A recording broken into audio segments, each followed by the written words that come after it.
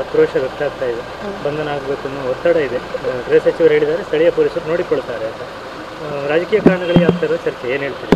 ನೋಡಿ, 4 ವರ್ಷ ಅನಂತಕುಮಾರ್ ಹೆಗಡೆ ಅವರು, ನಾನು ಬಂದು ನಮ್ಮದು ಖಾನಾಪುರ ಬಾರ್ಡ್ರ್, ನನ್ನ ಗಂಡನ ಮನೆ ಕೂಡ ಖಾನಾಪುರ. ನನಗೆ ಗೊತ್ತು, ಖಾನಾಪುರ ಕಿತ್ತೂರಿಗೆ ಅವರು 5 ವರ್ಷದಲ್ಲಿ ಇಲೆಕ್ಷನ್ ಬಂದಾಗ ಅಷ್ಟೇ ಮುಖ ತೋರಿಸ್ತಾರೆ. ಅವರು ಮುಂಚೆಯಿಂದನೂ ಮಾಡ್ಕೊಂಡು ಬಂದಿರೋದು ಇದೆ, ಏನೂ ಮಾಡಲಿಕ್ಕೆ ಆಗೋದಿಲ್ಲ. ಬಟ್ ಆ ಒಂದು ಜವಾಬ್ದಾರಿ ಸ್ಥಾನದಲ್ಲಿ ಇದ್ಕೊಂಡು ತಮ್ಮ ಒಂದು ರಾಜಕೀಯ ಬೇಳೆ ಬೇಯಿಸ್ಕೊಳ್ಳೋಕ್ಕೆ ಮುಖ್ಯಮಂತ್ರಿಗಳಿಗೆ ಈ ರೀತಿ ಮಾತನಾಡೋದಿದೆಯಲ್ಲ, ಇದನ್ನು ಯಾರೂ ಸಹಿಸೋದಿಲ್ಲ ಮತ್ತು ಯಾರೂ ಕ್ಷಮಿಸೋದಿಲ್ಲ. ಅವರೇನಾದರೂ ಅದನ್ನು ರಾಜಕೀಯವಾಗಿ ಅದು ಅವ್ರಿಗೆ ಇದಾಗುತ್ತೆ, ಅನುಕೂಲ ಆಗುತ್ತೆ ಅಂತ ಏನಾದರೂ ಅವರು ವಿಚಾರ ಮಾಡಿದ್ರೆ ಅದು ಬಾಲಿಶ. ಆಕ್ರೋಶ ವ್ಯಕ್ತ ಆಗ್ತಾ ಇದೆ. ಬಂಧನ ಆಗಬೇಕು ಅನ್ನೋ ಒತ್ತಡ ಇದೆ.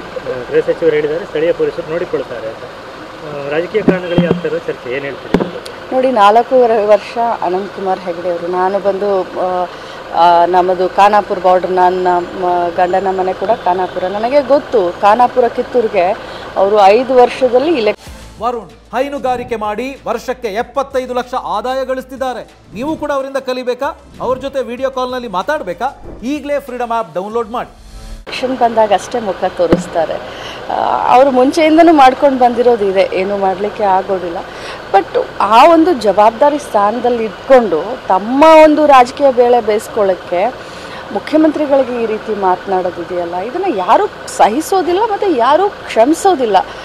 ಅವರೇನಾದರೂ ಅದನ್ನು ರಾಜಕೀಯವಾಗಿ ಅದು ಅವ್ರಿಗೆ ಇದಾಗುತ್ತೆ, ಅನುಕೂಲ ಆಗುತ್ತೆ ಅಂತ ಏನಾದರೂ ಅವರು ವಿಚಾರ ಮಾಡಿದ್ರೆ ಅದು ಬಾಲಿಶ.